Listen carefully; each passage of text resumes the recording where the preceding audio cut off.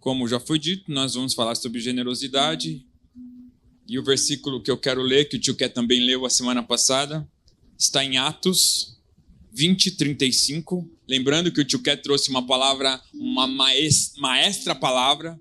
Ele parecia um maestro com a sua batuta, né? Batuta que fala? É. Só regendo aqui pelo Espírito Santo, e eu creio que foi um start maravilhoso em nossos corações, e que o Senhor continue falando através da minha vida. Atos 20, 35. Põe na RA, por gentileza. Tenho-vos mostrado em tudo que, trabalhando assim, é mister socorrer os necessitados e recordar a palavra do próprio Senhor Jesus. Mas bem-aventurado é dar, vocês repetem comigo agora o final, do que receber. Bem-aventurado é dar, é mais gostoso dar do que receber. Disse o próprio Jesus. Então não tem como você não concordar com isso, né? Jesus disse. E se Jesus disse, irmãos, é fato. Não tem o que questionar. É melhor dar, apesar que nós, em práticas, em atitudes, na nossa vivência, não fazemos assim. É ou não é? Nós preferimos mesmo ganhar. É melhor ganhar. No ponto de vista humano, egoísta. Quando você compra um presente, você não quer ver a cara da pessoa quando ela abrir e ficar feliz com aquele presente? Não tem uma satisfação muito boa? Então, Jesus disse que você tem que socorrer os necessitados, que você tem que trabalhar para isso, mas bem-aventurado, quer dizer, feliz é dar. Feliz é o homem que prefere dar do que receber. Amém? Então vamos à palavra de Deus hoje, no mês da generosidade, no mês de dar. Eu quero começar fazendo uma pergunta. Prometo que serei breve. Desta vez, as minhas folhas são poucas e as palavras também, viu? Eu bati meu recorde de menos palavra. Uau! A pergunta é: você é generoso? Quem se considera generoso, levanta a sua mão direita. Ixi, meu Deus. Tô bem. Poucos se consideram generosos aqui, amor. Não tô comparando com o Senhor. Compara com o tio Ké, o cara mais generoso da comunidade. Compara com o Natinha. Do tio Ké você ganha? Qual que é o parâmetro de generosidade, né? Então, mas se você pessoalmente entende que você é um cara doador, sim ou não? Responda para você mesmo. Eu sou baixinho ou eu sou bem forte? Se você tiver coragem. Você é generoso? Eu sou ou não sou? Classe média. Tá bom, então se você se considera sim ou não, a minha pergunta é: então o que é generosidade? Para você dizer que você tem que saber o que é, né? O que é generosidade? Você que disse que sim. Alguém pode levantar a mão e falar: generosidade em poucas palavras. Alguém quer falar? Fala aí, Dudu, então. O que é generosidade para você? O tio Ké ensinou muito bem e eu colei aqui o que o tio Ké ensinou aqui. E nós colocamos até no nosso grupo, irmão, lá, ó. O que o tio Ké falou, o que é generosidade. Em poucas palavras, é olhar para o outro e você aqui repetidor dele. É olhar para o outro. É olhar para o outro e não olhar tanto para você mesmo. Também né, tio Ké? O professor ali, professor tio Ké. Alguém mais, antes de eu ler aqui a leitura do tio Ké? Gi, o que é generosidade? Abrir mão de si para dar para o outro. Fala, Regina.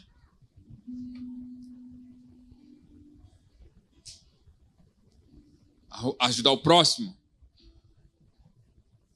Muito.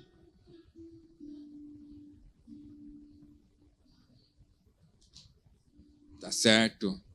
É ser generoso dentro de casa e aqui. E ajudar o próximo. Irmã Sueli.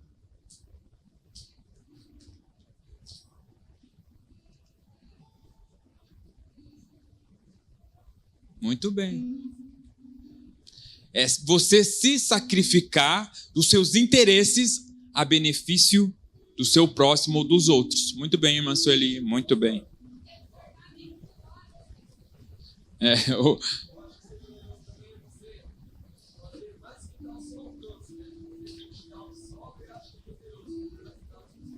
Muito bem. Muito bem. Assim diz o profeta do futebol, o evangelista do futebol que coa o leitinho para tomar seu leite sem natinha, que você é além daquilo que você pode dar. É você sobressair, abundantemente generoso. É você não dar o que sobra, porque é fácil dar quando sobra. É fácil dar quando a conta bancária está recheada, o investimento está lá no cima, os juros estão correndo alto. Eu estou falando para você, né? Você entendeu, né? E aí você, essa semana eu ganhei muito, então eu vou dar um pouquinho. Nós vamos falar sobre isso daqui a pouco. Mas a generosidade, eu fiz aqui alguns acréscimos da palavra do tio Ké. Não é apenas dar. É dar e continuar dando. É dar mais e além. Não é só sobre dinheiro, irmãos. A generosidade também não é só sobre dinheiro. Mas é sobre abundância de tudo que recebemos, até o dinheiro. Tempo, talento. O tempo também, porque nós não somos generosos. O tempo é só meu. É meu e é meu. Eu não dou o meu tempo, não dou a um sequer. Eu quero dormir o máximo que for. Eu vou trabalhar para fazer bastante hora extra pelo dinheiro. E eu não estou nem aí para ninguém.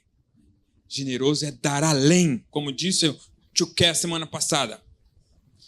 Talentos à disposição de Deus e da sua obra. Que não é somente aqui nas quatro paredes, porque você pensa que ser generoso para os outros ver. Na igreja eu sou, na igreja eu quero servir, na igreja eu fico na carne. Não estou mandando direta para os caras da carne, não, fica tranquilo.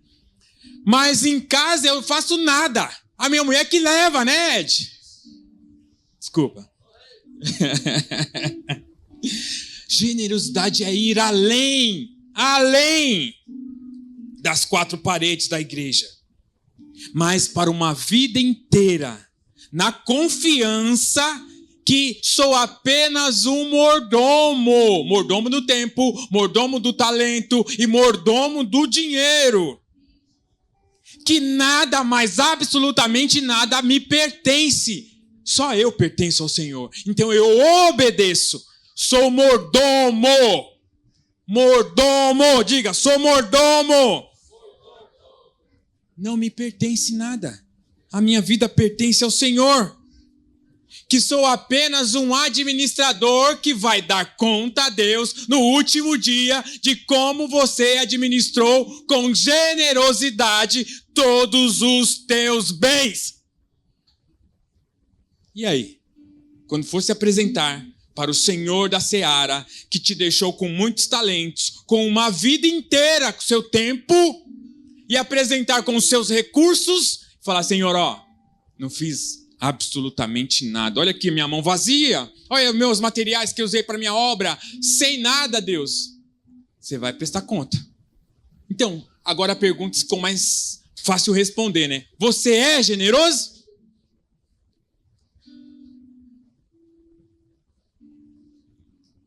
Generosidade na Bíblia. Tem alguns versículos que eu queria ler que falam sobre a palavra generosidade em específico. 1 Timóteo 6, 17 e 18. Isso que eu li a semana passada. E a Cris também deu um pitaco sobre os ricos.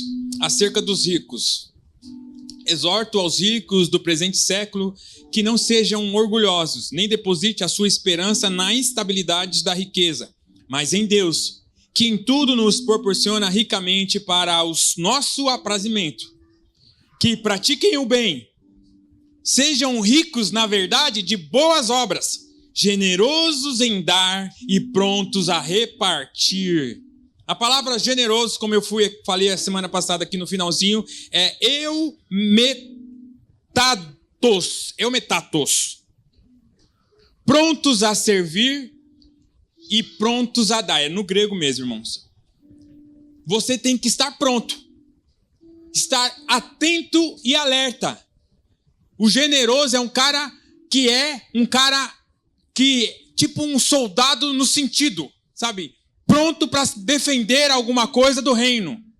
O Senhor mandou, você diz, eis-me aqui, Senhor. O Senhor mandou você servir, você serve. Mandou pegar, você pega. Mandou tirar do bolso, você tira.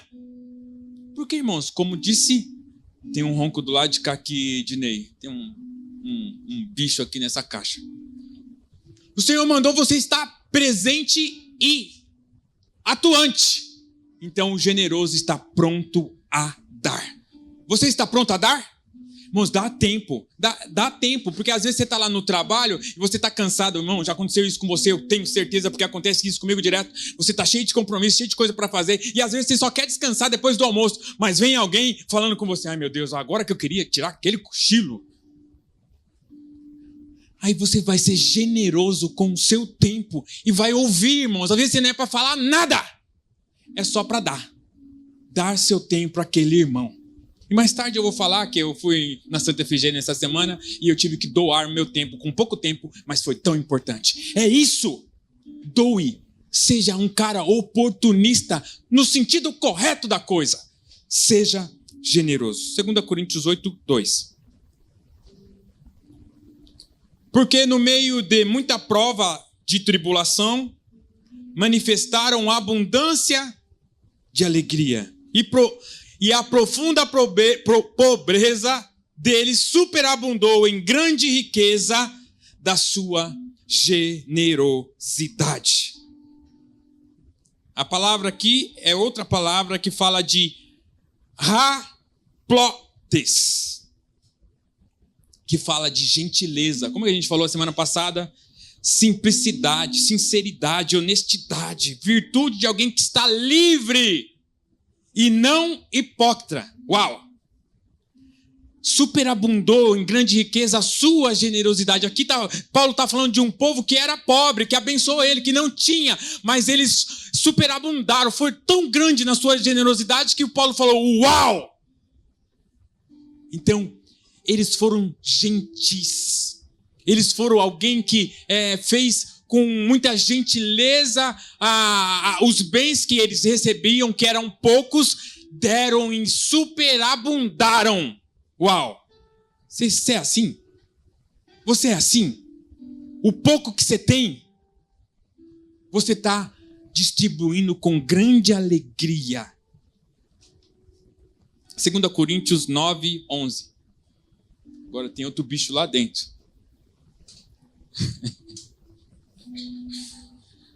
9:11, né? Falei? Enriquecendo-vos em tudo para toda a generosidade, o qual faz que, por nosso intermédio, sejam tributadas graças a Deus.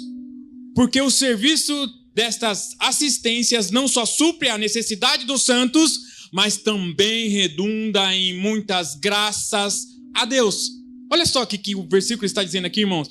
Que Deus enriquecendo-vos em tudo, em toda a generosidade.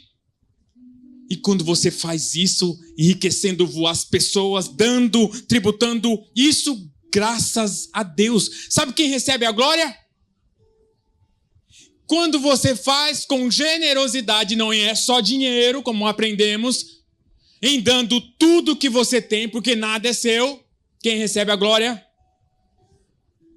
Nós estamos dando graças a Deus. Eu já li Atos 20, 35.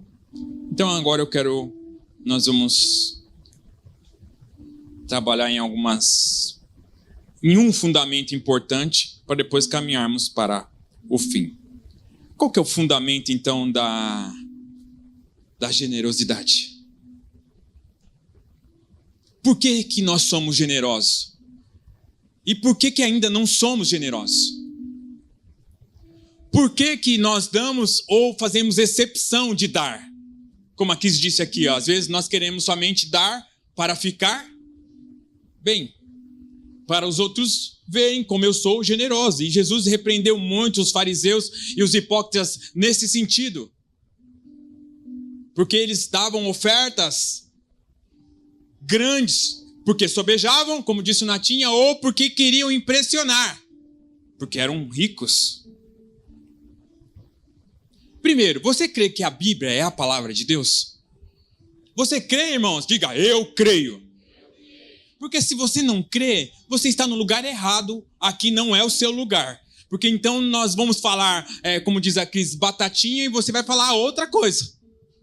Nós estamos falando aqui de Bíblia, de palavra de Deus, e você está longe. Então, o primeiro fundamento que eu quero colocar aqui nessa nossa conversa é que você precisa crer que a Bíblia é a palavra de Deus. Amém? Ok, então. Senão você precisa receber Jesus aqui agora como seu Senhor. Tem alguém aqui que não é cristão e quer receber Jesus como seu Salvador, o único Senhor da sua vida? Se todos receberam Jesus, então você crê que a Bíblia é a palavra de Deus. E se a Bíblia é a palavra de Deus, o próprio Jesus disse em João 8,32, que quando você conhece a verdade te liberta. Você é livre? Diga, eu sou, ou estou sendo, ou Deus está processando essa liberdade em mim. Então você é livre para ser generoso? Você é, porque Jesus te libertou. João 1:1 disse, no princípio era o verbo, e o verbo estava com Deus, e o verbo era Deus, e ele estava no princípio com Deus. Todas as coisas foram feitas por intermédio dele. Sem ele, nada o que foi feito se fez. A vida estava nele, e a vida era a luz dos homens. A luz resplandece nas trevas, e as trevas não prevalecem contra ela. Irmãos, desde o princípio, Jesus era, Jesus é e sempre será. Antes que existisse, o livro de Colossenses diz, que a carta aos Colossenses diz que antes que existisse, ele era.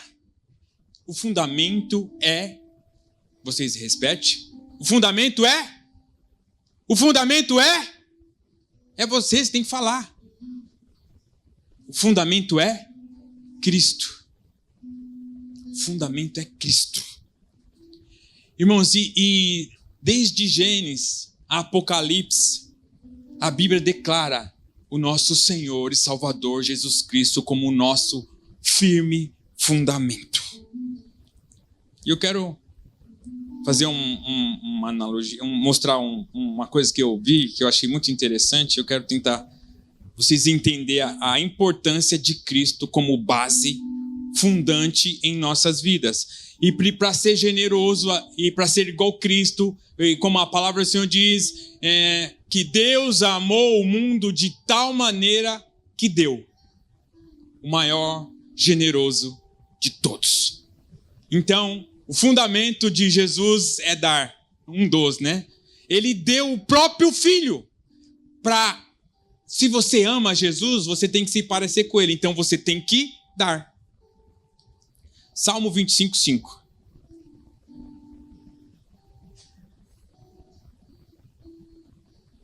Guia-me na tua verdade e ensina-me, pois tu és o Deus da minha salvação, em quem eu espero todo dia. Guia-me na tua verdade. Num mundo de narrativas e de muitas narrativas, a qual nós ouvimos milhares de narrativas, e essa semana eu mandei um vídeo para a Cris, que deixa a gente até confuso, que agora está na era de que você não pode comer isso, que você não pode comer aquilo, e eles descobrem cada dia uma coisa que você come que faz mal. E aí o vídeo era engraçado, porque ele fala assim, vocês não podem tomar leite. Aí a pessoa vai tomar o leite e desiste de tomar. Aí ela vai catar outra coisa, ela pega uma fruta. Essa fruta faz mal, ela também desiste de comer. No mundo de narrativas hoje, tudo que você ouve, se você crê, você daqui a pouco vai estar parado, estagnado, sem fazer absolutamente nada. Mas existe uma verdade, e a verdade é Cristo. O resto é história. E eu quero falar sobre verdade agora. A palavra verdade aqui, no hebraico, porque no grego é diferente, é emet. Queria que o Edinho colocasse o significado da palavra emet.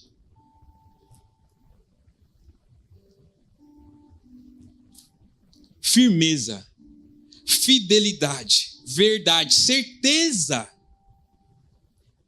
Referindo ao testemunho, ao julgamento, à instrução divina. O conhecimento ético ou religioso. Doutrina verdadeira. Verdade, verdadeiramente. Esse é o significado, mas eu quero te explicar de uma forma diferente. Agora você coloca a palavra hebraica para mim aí, Edinho, que é a outra figura. A palavra emet, no hebraico, são 3 vogais. Eu nem sei se é vogal, porque acho que não tem vogal no hebraico, né? É só letras. São 3 letras. E é interessante, irmãos, que no hebraico você começa de trás para frente. No português, emet. E no hebraico, emet a primeira letra é aleph, que é esse, parece X com Y aí, eu não sei dizer. Aleph, depois me, e depois tav. São 3 letras no hebraico que diz aleph, me, tav. E o aleph, que é a primeira palavra da esquerda para a direita, é a primeira palavra do alfabeto hebraico. A mim é exatamente a palavra do meio do alfabeto hebraico. E tav é a última palavra do alfabeto hebraico. O que isso quer dizer, irmãos? Que a verdade ela é o começo, o meio e o fim. Ele é o alfa, o ômega. Desde o princípio ele é verdade. E ele vai permanecer verdadeiro para todo e qualquer tempo. E a outra curiosidade, se a gente tirar a palavra aleph dessa palavra hebraica, vai ficar só met, ou mit, dependendo de como se pronuncia. E aleph representa, como é a primeira palavra, representa Deus. Se você tirar Deus da palavra, o significado de mit é exatamente morte. Tirou Deus, tudo o resto é mentira. E a mentira vai te levar para onde? Para a morte eterna. Então, é uma curiosidade muito importante, mas muito legal para a gente aprender. Nós não devemos tirar Deus jamais, a verdade estabelecida.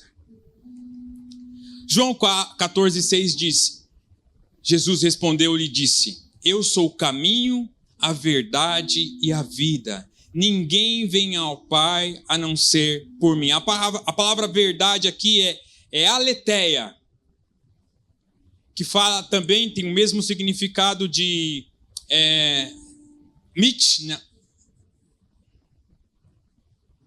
Emite, né? Não posso esquecer senão é morte. Mesmo significado de emite, que é verdadeiramente, de acordo com a verdade, a realidade do fato. Verdadeira noção de Deus. Uma intervenção sobrenatural. Deus está aqui. Ensinada na religião cristã a respeito de Deus e a execução dos seus propósitos através de Cristo em você. Amém? Então, irmãos, vou ser bem rápido hoje, eu creio, em nome de Jesus. Abra comigo, você entendeu que agora o fundamento é Cristo? Que a gente precisa andar na verdade? Sem Cristo, sem chance, senão é morte. Não dá para tirar Cristo da nossa história. Se você quer ser generoso, você precisa estar fundamentado em Cristo, senão sem chance. Mateus 7:24.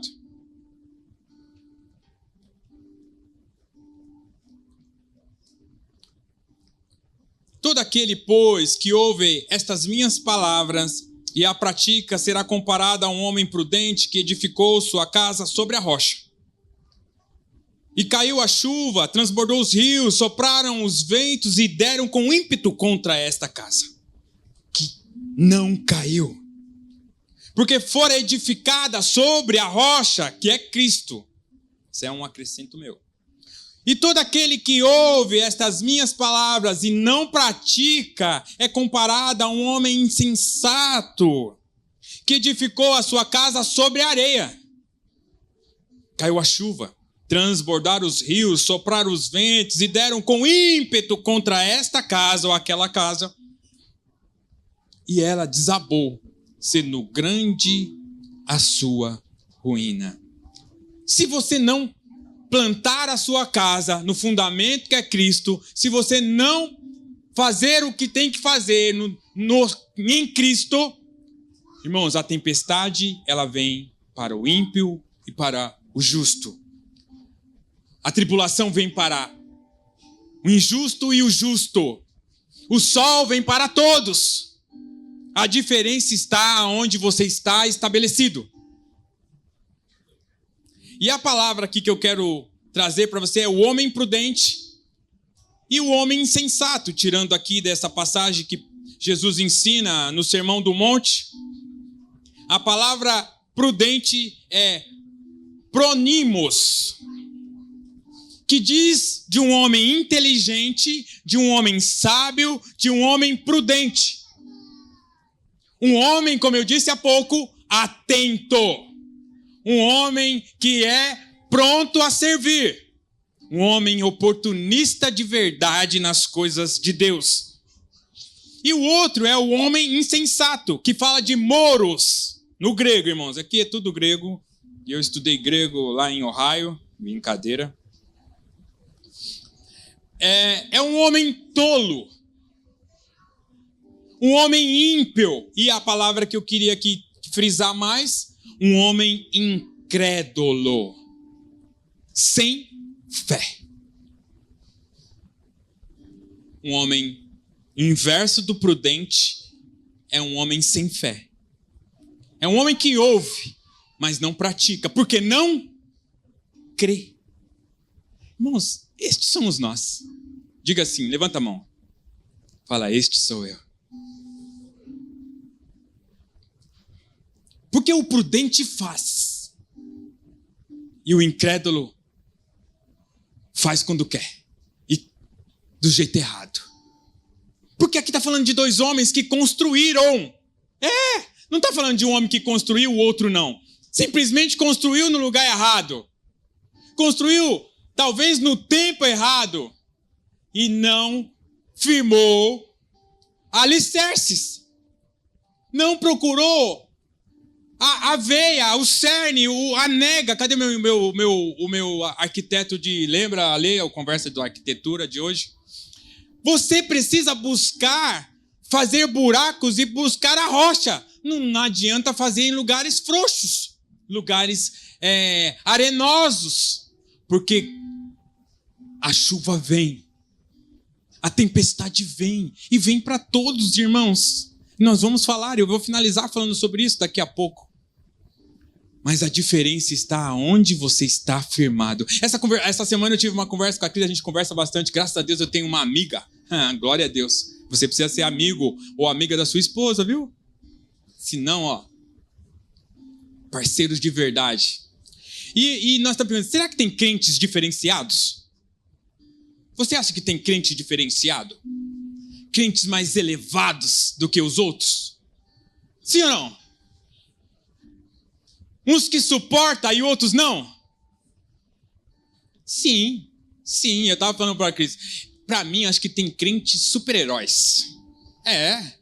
Tem crentes que suportam como se fosse um Avengers.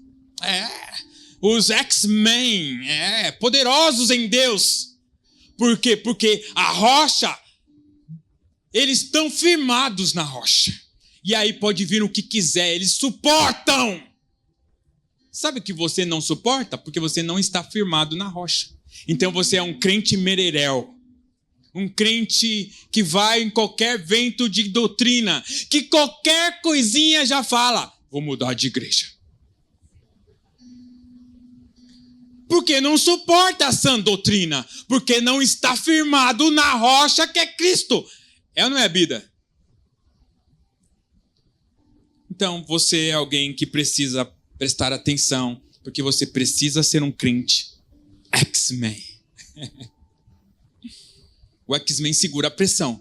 Não segura só para você segura até dos outros.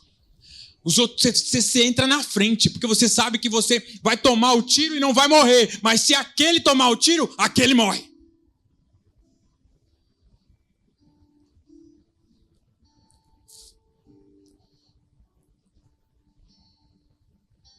Sabe por que nós não somos prósperos e generosos como o Pai do céu gostaria?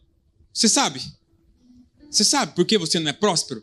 Sabe, como eu já disse aqui, né? Você sabe por que os crentes não são os mais ricos da terra? Você sabe por que você, aqui da igreja, não é o mais rico? Aqui tinha que ser uma disputa de quem é mais rico. E nós não somos. Não somos. Porque nós somos insensatos e incrédulos. Porque nós não temos fé suficiente para dar nem 10%. Quanto mais tudo. Nós ficamos nessa de medir 10%, irmãos, sendo que nada é seu. Você não tem fé suficiente para dar 10%. E como vai sonhar em coisas grandes? Como, eu não sei se é uma história verídica, mas todo mundo conta da história do Colgate, né? Que começou dando 10, aumentando para 20, aumentando para 30, aumentando para... E ele conseguiu viver com 10% da renda, indo trabalhar de helicóptero. Se não é, fica como lição. Tenta ganhar de Deus. Tenta dá 20, dá 30, dá. Como aqui foi dito no nosso discipulado, nosso sonho é ter obreiros remunerados aqui na comunidade para visitar, para fazer, mas ganhando bem. Porque é digno o trabalhador do seu salário. E olha que trabalho que é esse ser um obreiro na casa de Deus. Árduo. Mas você é muito incrédulo para crer que nós podemos fazer isso. Mas sabe qual que é o legal? Que se você não der, Deus vai levantar outro para dar, mas só tem você a perder.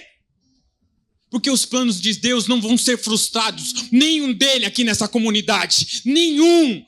Deus não depende de você, é você que depende de Deus. Então para de ser incrédulo. Porque sem fé, irmãos, é impossível agradar a Deus. Sem fé é impossível se aproximar de Deus. Porque aqui diz, Hebreus 11:6, de fato, sem fé é impossível agradar a Deus. Portanto, é necessário que aquele que se aproxima creia que Ele existe. E que se torna galardoador do que os que buscam. Galardoador é alguém que gosta de presentear. Deus queria tanto te dar, irmãos. Deus queria tanto tirar você desse patamar de humildadezinha, de pouco dinheiro, de pouco recurso. Eu disse, e vou repetir, os crentes tinham que ser aqueles que dominavam as riquezas do mundo. Mas não é. Não é, sabe por quê, Ale? Não é, sabe por quê, Fabrício? Não é, sabe por quê, Daniel? Por quê? Porque se ele te der, você vai se perder. Porque você ama mais as riquezas deste mundo do que Deus.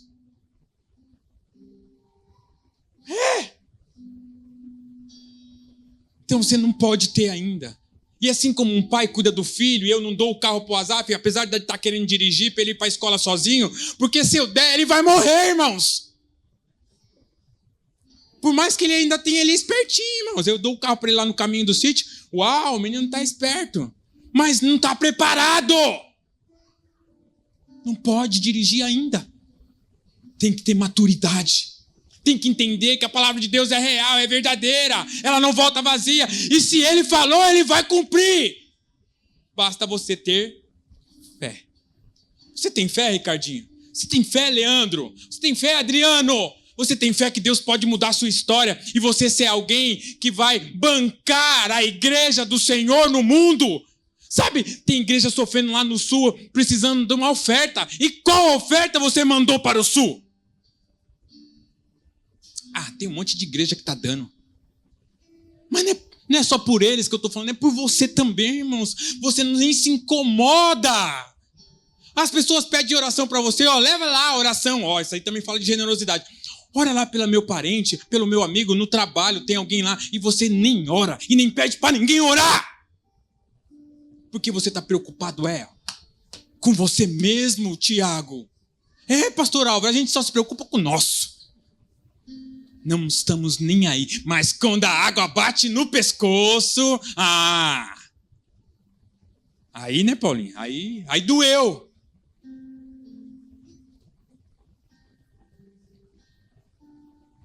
Voltando a falar de narrativas, é assim, irmãos. Romanos 10, 17. A fé vem pela pregação.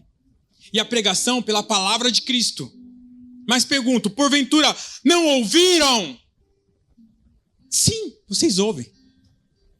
Por certo, toda a terra se fez ouvir a sua voz e as suas palavras até os confins do mundo. Irmãos, a palavra de Deus é pregada. E a fé vem pela pregação. E a minha pergunta é: o que você tem ouvido de pregação para você ter fé? Lucas. A gente fica muito voltado a ouvir vidinhos que não edifiquem nada a nossa vida. O seu Instagram fala sobre você. Se eu pegar o seu celular agora e abrir no Instagram e colocar lá nos vídeos e eu começar a passar, fala sobre as suas preferências. É ou não é? Como é o nome lá do algoritmo? Logaritmo, sei lá que é esse negócio aí. Ele conhece você até melhor do que você mesmo. Ele só manda pra você. Se você pegar o meu, vai ter um monte de coisa de culinária e um monte de coisa de pregação, irmãos. Pregação e tiração de pregação também. Eu gosto de ver esses caras que pregam tudo. Meu Deus do céu, eu dou risada. Misericórdia. Mas se eu pegar aqui, eu posso pegar o seu celular de verdade? Não vai ser vergonhoso se eu pegar o celular de alguns aqui, irmãos. Não tem nada de Bíblia. Se fala quem você é. Então, irmãos, você está longe de ser um crente verdadeiro, cheio de fé. É ou não é, pô? Posso pegar seu celular? Aí os caras falam, não tenho nem Instagram.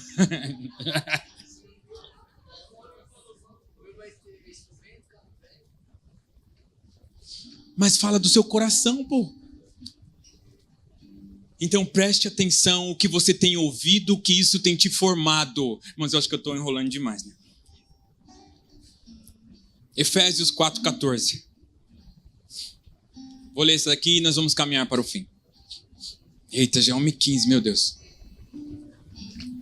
É que o culto demorou para começar, né, irmãos? Né? Dá um tempinho para mim aí. 4,14.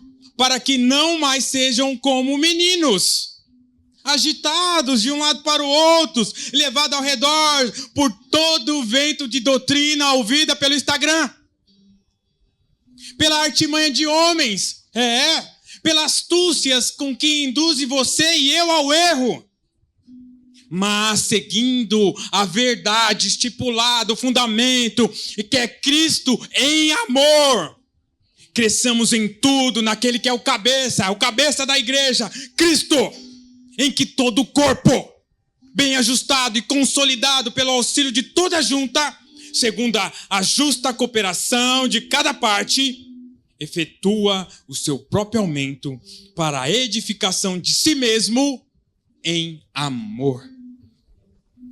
Irmãos, na verdade nós somos esses meninos aqui, que somos levados por qualquer vento. E eu vou encerrar falando isso daqui a pouco, por isso que eu não vou falar muito agora. Vou continuar do 17 ao 24. Isto, portanto, digo e no Senhor testifico, que não mais andeis também como andava ou como andam os gentis, na vaidade dos seus próprios pensamentos, obscurecidos de entendimento, como orou aqui Agir. Abra, Deus, o entendimento dessas pessoas. Alheios à vida de Deus, para por causa da ignorância em que vivem. Misericórdia, está falando de mim e de você. Pela dureza, irmãos, do seu coração, que fala, mas não obedece. Os quais, tendo se tornado insensíveis, e se entrega à dissolução para, com avidez, cometerem toda sorte de impureza. Mas não foi assim que aprendestes a Cristo. Se é que, de fato, tens ouvidos e nele fostes instruído, segundo é a verdade em Jesus. No sentido de que, quanto ao trato passado, vos despojeis do velho homem, que se corrompe segundo as suas concupiscências. Concupiscência do engano. E vos renoveis no espírito do vosso entendimento, e vos revistais do novo homem, criado segundo Deus, em justiça e retidão, procedentes da verdade. Aleluia. Aleluia. Que o seu entendimento que estava embotado, obscurecido, sejam enraizados em Cristo, e toda venda do seu entendimento, dos seus ouvidos, sejam arrancados, para que você viva verdadeiramente aquilo que Cristo tem, na verdade, em você. Já ia abrir, está aberto.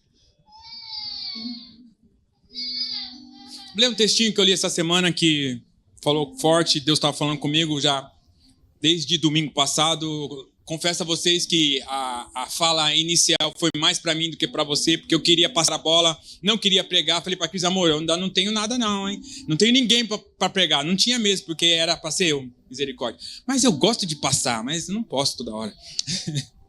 Misericórdia. Obedecer. O texto diz assim: há muita ansiedade e preocupação no mundo ao nosso redor. Muitas pessoas estão preocupadas com a qualidade do seu futuro, a segurança dos seus investimentos ou a ameaça de doença ou guerra. A ansiedade e preocupação não são apenas algo que acontece ao nosso redor, mas algo que acontece dentro de nós. Muitas pessoas lutam contra a ansiedade em relação ao futuro, as finanças, a carreira ou a sua própria saúde. As Escrituras nos dizem que, embora existam algumas coisas que estão sob o nosso controle, a maioria das coisas na vida estão fora do nosso controle. Então, na maioria das vezes, gastamos tempos nos preocupando com coisas sobre as quais não temos controle algum. Diga, é verdade. É verdade, irmãos. Nós já acordamos virado, como diz aí as crianças antigamente, né? Porque eles nem sabem quem eu vou falar. Já acordamos virado no giraia. Já acordamos, preocupados com tantas coisas. Será que vai cair o dinheiro hoje? Será que o meu pagamento vai cair hoje? Será que aquela pessoa vai me ligar hoje? Será que a mãe não vai me acordar porque eu estou doido para faltar na escola? Estou falando para os meus filhos. Irmãos, nós vivemos cercados de preocupações que não cabe a nós nos preocupar. Tem coisas que você precisa tomar atento, como estar atento a ouvir o Espírito Santo falar com você para tomar atitude. Mas tem coisas, irmãos, que é Deus que faz. E agora eu cheguei no testemunho dessa semana do meu amigo. Semana eu tive uma conversa com um amigo de longa data, que eu conheci através da Cris, que permaneceu mais amigo meu que da Cris. E ele está passando por um bocado na vida bem difícil. E tem tudo a ver com o que a gente está conversando aqui. E eu queria passar rapidinho uma pincelada para a gente encerrar nossa ministração de hoje. Lembrando que a fé é a certeza das coisas que se esperam e a convicção dos fatos que não se vê. Meu amigo, eu vou seguir aqui o roteiro para não me perder, sempre viveu uma condição boa.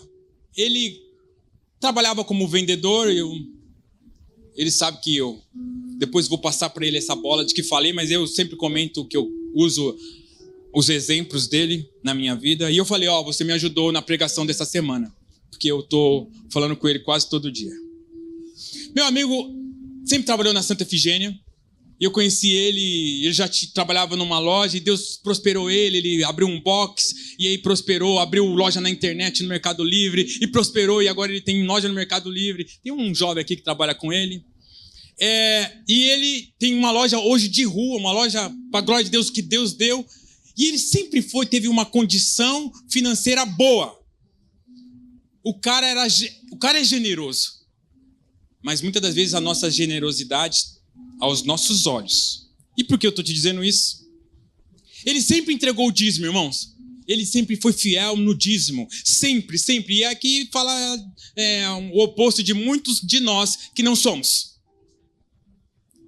Mas ele sempre foi fiel ao dízimo. E sempre ajudou pessoas lá que ele conheceu por acaso, ele enviava oferta. Mas ele sempre dizia, eu estou fazendo isso porque eu quero proteger. E eu fazendo isso, o devorador nunca vai entrar. Isso era a fé que ele tinha, irmãos. Isso é a fé que nós temos, muitas das vezes. Nós fazemos as coisas para se proteger.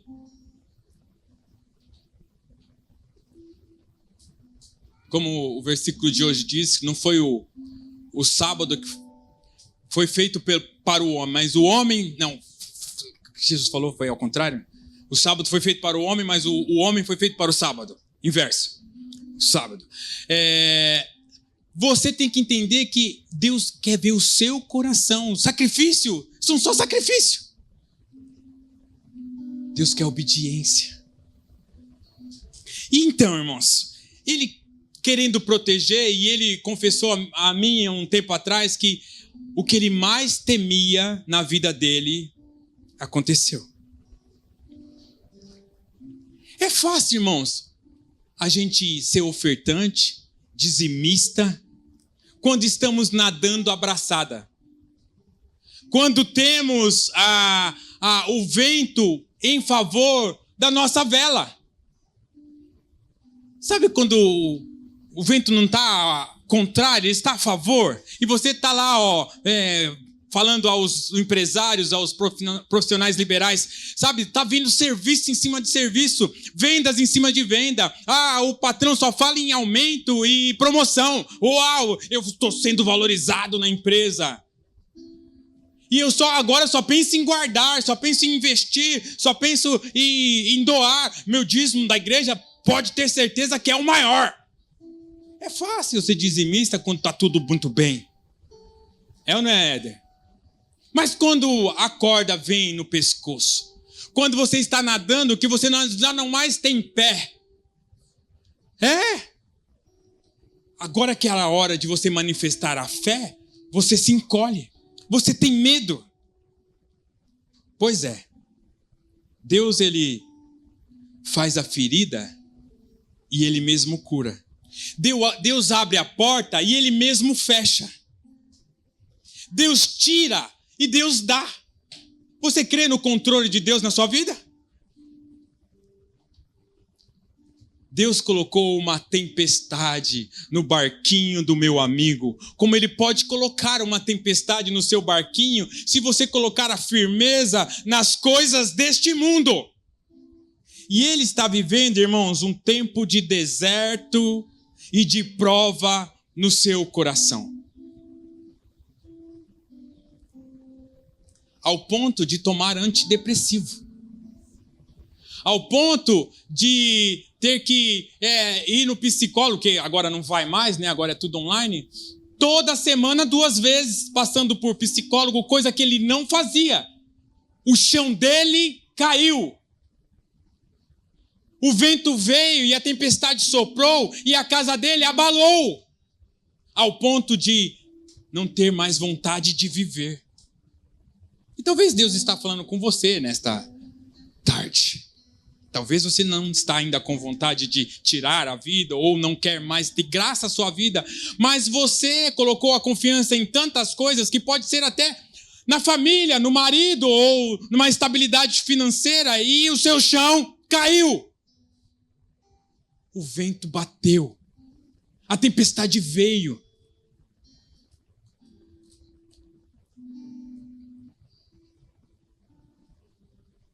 Resumindo, irmãos, esse homem confessou que ele está passando pelo pior momento da vida dele.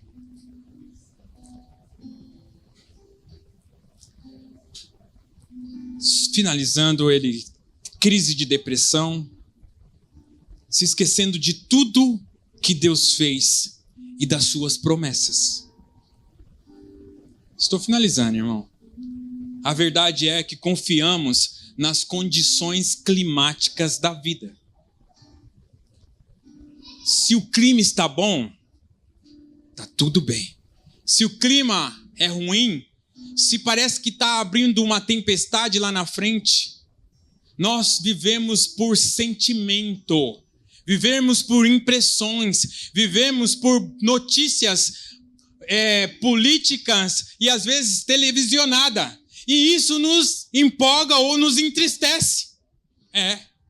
Se o seu patrão falar assim, é o seguinte, a empresa não fechou negócios bons esse mês e o salário vai atrasar. Pronto, você vai para casa nervoso. Se acontecer alguma coisa da sua esposa dormir mal e ela olhar feio para você ou ela não ligar, você já vai pensar coisas erradas. Porque nós vivemos por aparências. Eu preciso ver para crer. Eu preciso tocar para saber que existe. O justo vive por fé, não por vista. Se eu vejo, aí eu sinto, é verdade. Se eu não vejo, a última leitura, Marcos 4:35, caminhando para o fim. Depois eu vou fazer uma breve conclusão. Jesus acalma uma tempestade. Naquele dia, sendo já tarde, tá certo? Tá. Disse-lhe Jesus, passemos para a outra margem. E eles, despedindo a multidão, e levaram assim, como estava no barco, e os outros barcos o seguiram. Ora, levantou-se um grande temporal de vento, e as ondas se arremessavam contra o barco, de modo que o mesmo já estava a encher-se de água. E Jesus estava na polpa. Preste atenção no que Jesus estava fazendo, irmãos. Dormindo sobre o travesseiro. Eles os despertaram e lhe disseram, Mestre, não importa que pereçamos. Eu estou aqui, mas para você entender. Jesus, nós vamos morrer.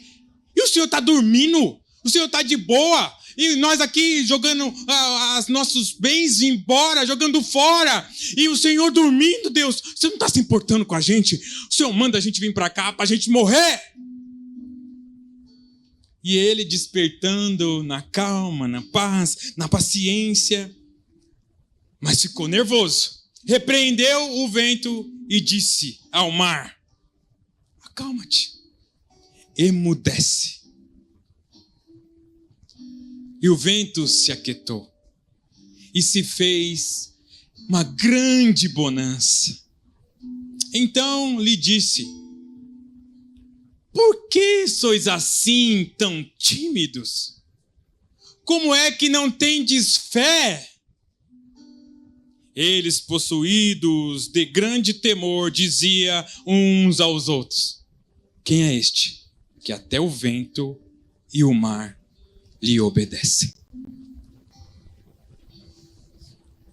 A tempestade vem, irmãos. E na nossa caminhada, muitas das vezes, em nossas escolhas, ou até uma direção de Deus para a sua vida, porque Ele permite que tudo isso aconteça sobre você e sobre mim. Ele te leva a essa tempestade. É Ele que te faz viver neste lugar, que você está neste momento? Talvez nadando abraçada, mas não obedecendo os preceitos que Ele mesmo estabeleceu para que você fizesse. Mas enfim, numa grande tempestade, Jesus estava lá no barco.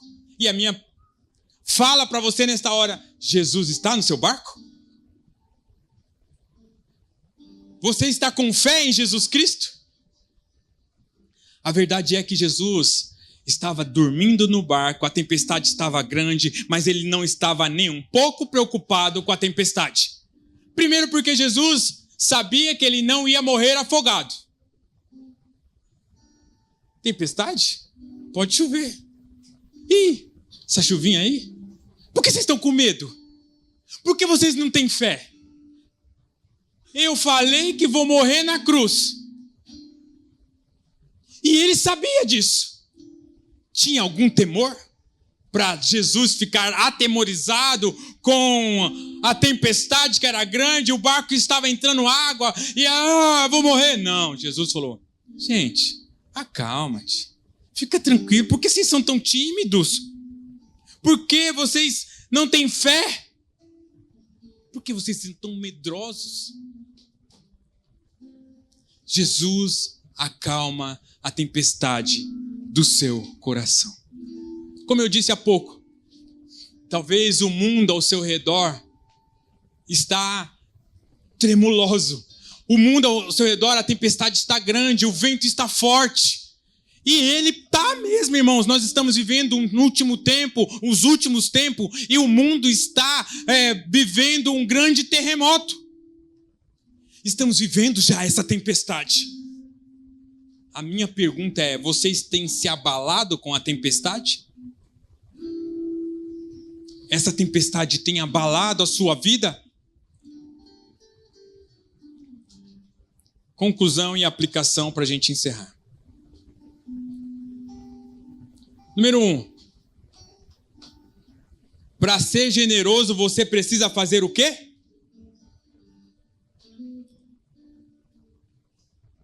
Dar. Se você não for um doador, você não é generoso. Para ser generoso, você precisa ouvir o Espírito Santo e dar. Dê abundantemente, dê além. Então, número 1, você precisa saber dar, em vez de querer receber. Você já ganhou de Deus o maior presente, que foi Ele na sua vida. 2. O caminho da prosperidade e da generosidade é... Quem falou? Cristo. Uau! O fundamento. Não é falácia. Deixa de ser menino. Deixa de ser levado por qualquer vento de doutrina. O caminho da prosperidade e da generosidade é o fundamento que é Cristo, a verdade inabalável, o Deus que nunca falha, que prometeu e vai cumprir. O Deus que prometeu vai cumprir. 3. Nunca tire Deus da sua vida ou das suas decisões. O Aleph, a primeira palavra do alfabeto hebraico, não tire, porque senão você vai... Vocês ouviram a palavra que eu falei? Você vai morrer. Não tire Deus, não tire a verdade, não se estabeleça em outra coisa, porque senão você vai... 4. Seja um homem ou uma mulher sábia, inteligente, que constrói sua casa na rocha. Lembre-se que você está numa missão, você está numa obra. Você nasceu para ser como Cristo nesse mundo. Então seja sábio, prudente, não incrédulo e insensato. Sabendo que tudo que você tiver, faça por fé e não por vista. 5 e último. Jesus está no seu barco. Jesus está no seu barco. No mundo, disse Jesus, tereis aflições. Vença o mundo no poder do Espírito e não na sua carne. As práticas da fé A boca fala o que o coração está cheio. Fala de fé, fala o que você crê. E o que você tem falado, fala sobre você. O que você tem profetizado? Assim como Jó disse, porque se você não estiver atento, o mal que você teme, esse vai te alcançar. O mal que você teme, o desemprego, a morte, a insegurança, a instabilidade financeira, ou a instabilidade, né, que fala, mental, você vai ser louco, vai ficar de depressivo, porque o mal que você teme, esse vai te alcançar se você não viver por fé, mas viver por vista. 2 versículos citados e encerramos. Estas coisas, João 16:33. Estas coisas vos tenho dito para que tenham paz em mim. No mundo, passais por aflições, mas tende bom ânimo, porque eu venci o mundo. E se Jesus venceu e ele conhece a sua estrutura, você também vai vencer. Salmo 4:8 diz assim: em paz me deito e logo pego no sono, porque Senhor, só tu me faz repousar seguro. Aleluia. Aleluia. Aleluia. O que vai te separar de Cristo? O que vai te separar da esperança? O que está tirando a tua paz? Na vida e na morte, nós somos de Jesus Cristo. Você está sem sono? Você não está conseguindo dormir? Você está preocupado? Tantas coisas te preocupam. O que está tirando tua paz? Ao fato de não dormir, hoje o Senhor fala: eu estou no seu barco. Tenha fé. Viva por fé. Estabeleça a sua vida em mim e creia. Eu farei aquilo que eu prometi na minha palavra, diz o Senhor dos Exércitos. Fique em pé no seu lugar.